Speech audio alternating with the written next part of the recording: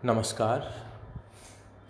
हम पढ़ रहे हैं रीतिकाल के प्रसिद्ध कवि भूषण की रचनाएं। भूषण जिनकी कविता भड़कती हुई कविता है, जिनकी कविता धधकती हुई कविता है, जिनकी कविता गमकती हुई कविता है, जिनकी कविता लहकती हुई कविता है, जिनकी कविता पराक्रम की, शौर्य की, तेज की, ओज की कविता है।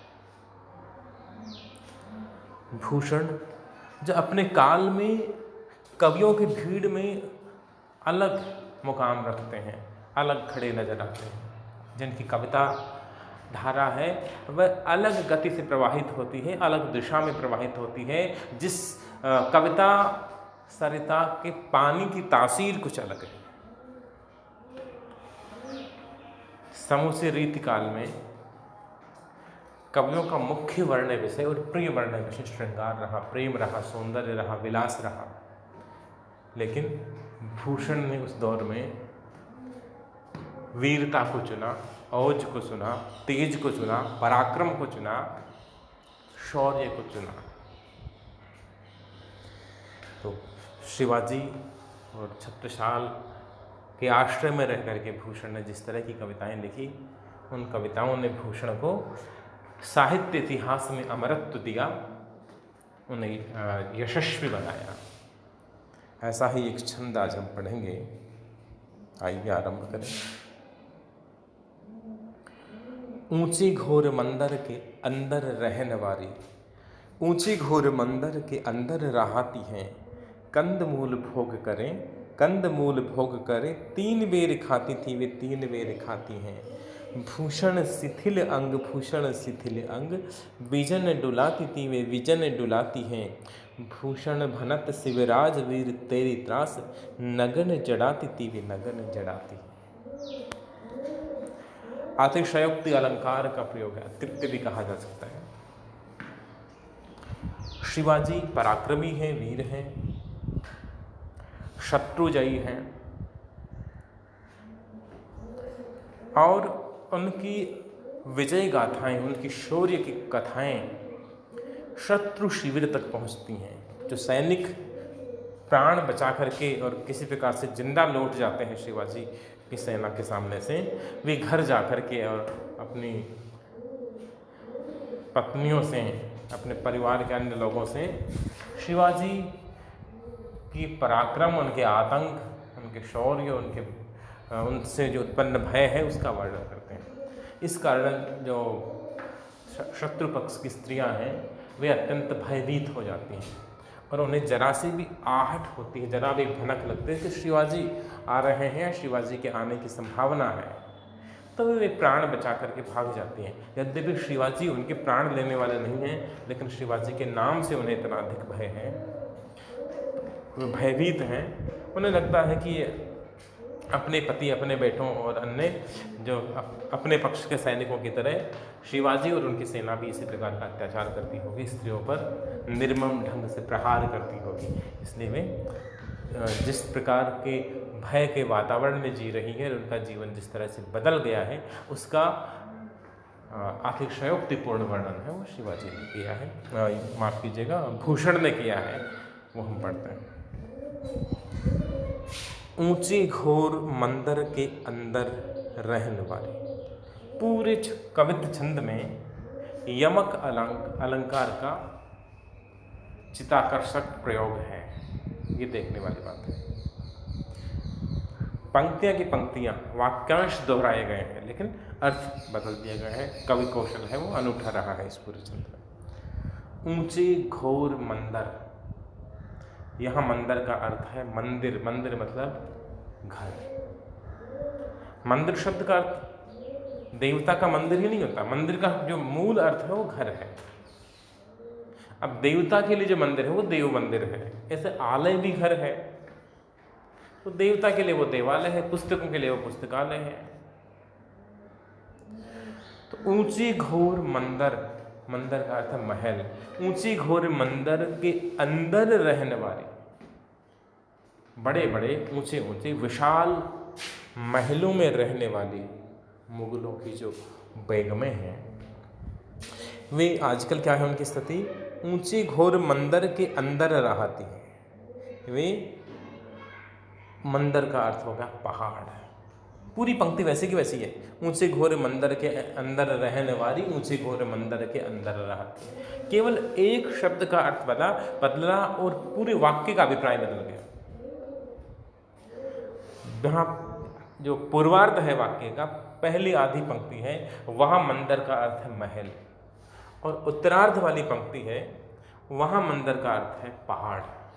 ऊंची घोर मंदिर के अंदर रहने वाली, मतलब ऊंचे ऊंचे महलों में रहने वाली जो मुगलों के बेगमें हैं, वे शत्रु पक्ष से भयभीत होकर के, शिवाजी और उनके सैनिकों से के पराक्रम से भयभीत होकर के ऊंचे ऊंचे पहाड़ों में जाके रहने लग गई हैं।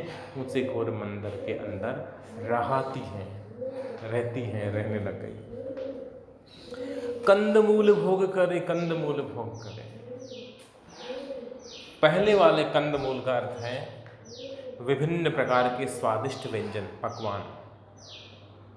जो कंदमूल का भोग क्या करती थी, जो विभिन्न प्रकार के स्वादिष्ट भोज्य पदार्थ खाया करती थी, फरमाइश कर करके कि अभी ये बनाना है, अभी ये बनाना, दोपहर के भोजन में ये बनेगा, शाम को ये बनेगा, सुबह ये बनेगा। कंदमूल भोग करें। आज उनकी स्थिति ये हो गई कि वे वन में मिलने वाले जो कंदमूल फल हैं, जो तपस्वी ऋषि आदि खाया करते हैं, उन कंदमूल जो इनका वो स्वाद नहीं होता, वो बेस्वाद जो चीज़ें हैं वनस्पतियाँ खा करके और अपना काम चला रही हैं। 3 बेर खाती थी वे, 3 बेर खाती हैं, जो एक दिन में 3 समय डटकर भोजन किया करते थे। सुबह, दोपहर और शाम को कम से कम 3 बार खाना खाया करते थे, अच्छा खाना खाते थे।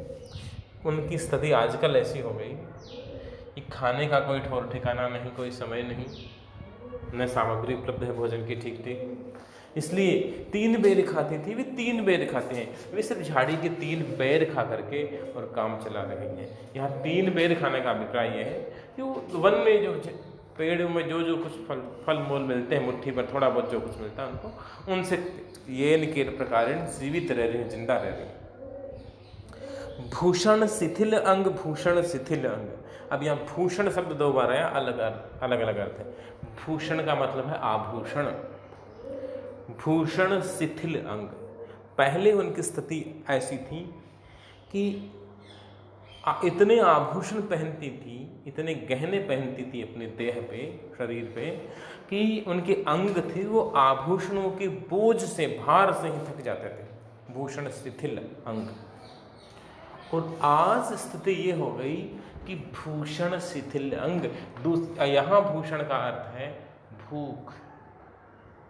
पहले आभूषणों के भार से थक जाया करती थी, और आजकल भूख निकालने से, ठीक ठीक भोजन नहीं मिलने से, पर्याप्त भोजन नहीं मिलने से उनके अंग हैं वो शिथिल नजर आते हैं, वे थकी हुई सी नजर आती हैं। बिजन डुलाती थी वे, बिजन डुलाती हैं। पहली बार बिजन का अर्थ है पंखा, हाथ वाला पंखा, हाथ से जो दासियाँ हाथ से हवा क्या करते थे, बिजन डुलाते थे। वे इतने ऐशो-आराम में रहती कि हर समय सेविकाएं, बांदियाँ, दासियाँ बैठी हुई उनके पंखा चलती रहती, हवा करती रहती थी।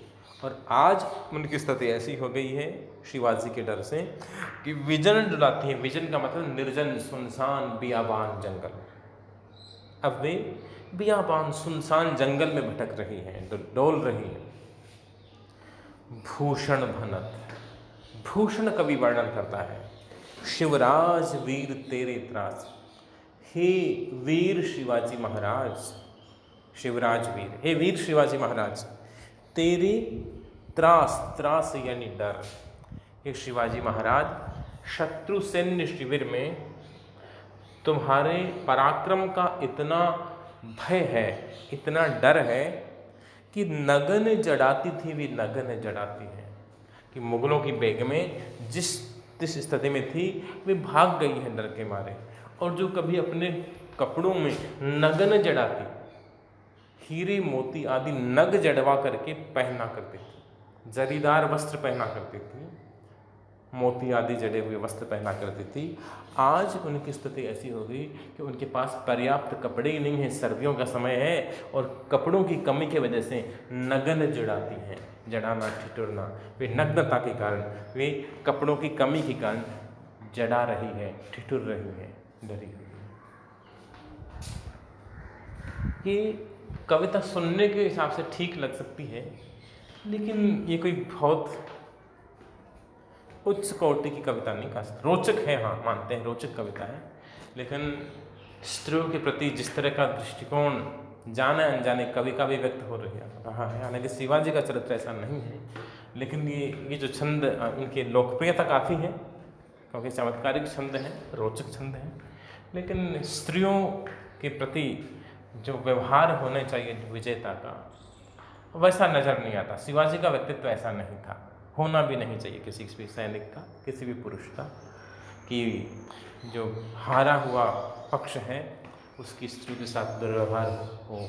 हालांकि ऐसा फिर मैं स्पष्ट कर दूं, इतिहास यही प्रमाणित करता है कि शिवाजी है वह शत्रु पक्ष की स्त्रियों पर भी अत्याचार नहीं करते थे, उनका सम्मान करते थे। कई बार तो उन्होंने दूसरे सेनापतियों द्वारा बंदी बनाई गई जो महिलाएं हैं उनको ससम्मान वापस अपने घर तक पहुंचाया है।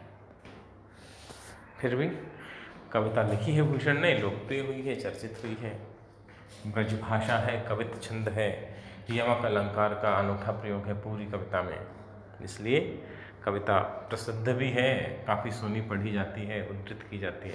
खासकर ये पंक्ति 3 बेर खाती थी वे 3 बेर खाती है, तो खूब चर्चित है, उदाहरण के रूप में पूछी जाती है। धन्यवाद।